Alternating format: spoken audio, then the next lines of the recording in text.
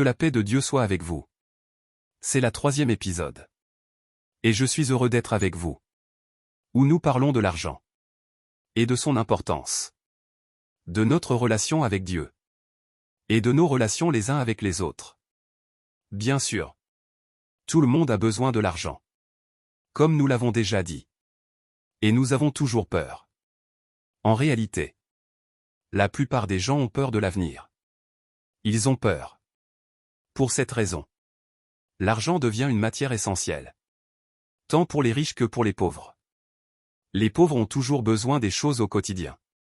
Ils pensent à beaucoup de choses comme « J'ai des enfants et je veux les éduquer.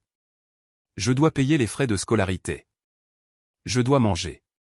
Mon travail n'est pas stable. J'ai peut-être un travail aujourd'hui. Mais après une semaine. Après un mois.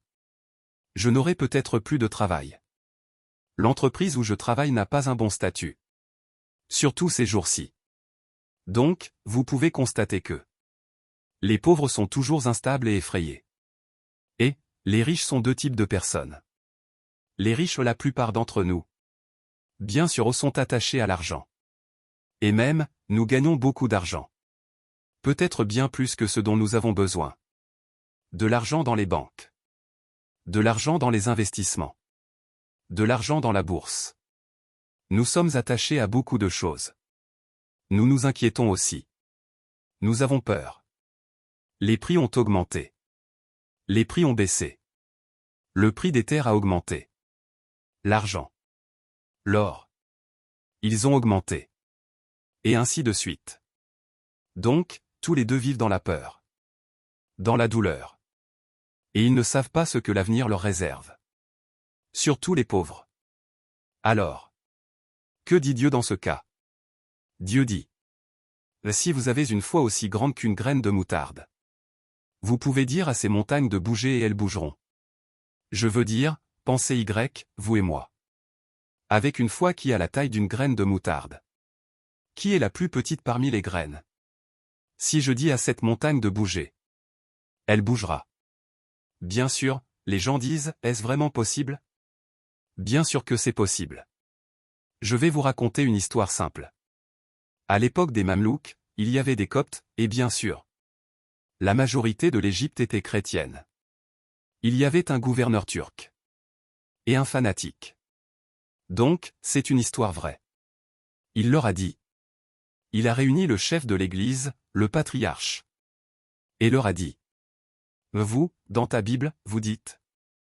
Et si tu as une foi de la taille d'une graine de moutarde, tu peux dire à ces montagnes de bouger et elles bougeront. J'ai quelque chose à vous dire. Vous devez me prouver ces paroles.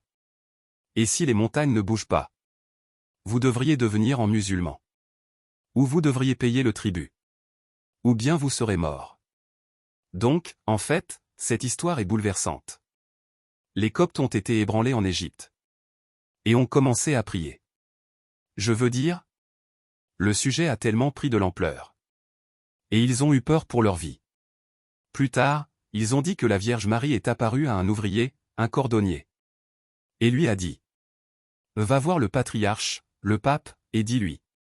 N'aie pas peur. Je sais que tu déplaceras les montagnes. N'aie pas peur. Et c'est très important. Même ce gouverneur responsable saura que Jésus est le Seigneur des seigneurs et le Roi des rois. Donc, ce cordonnier est parti transmettre le message de la Vierge Marie.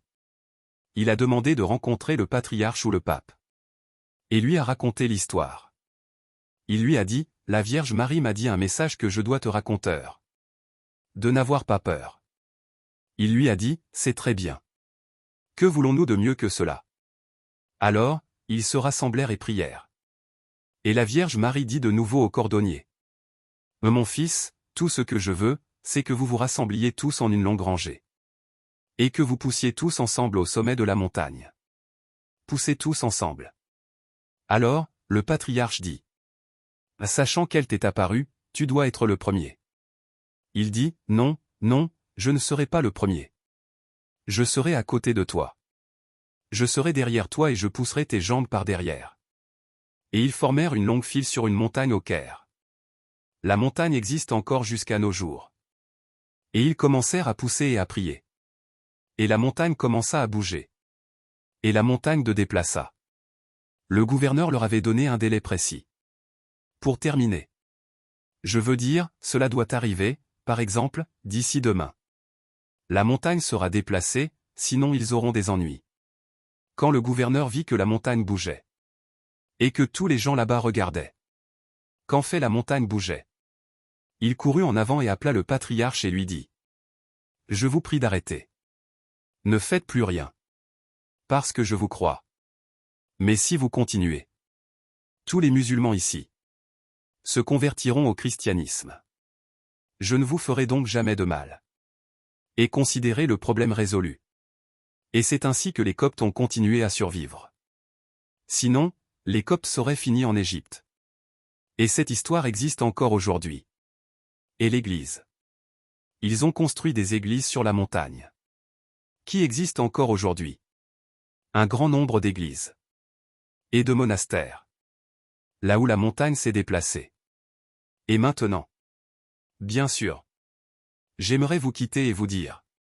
La paix de notre Seigneur le Christ soit avec vous.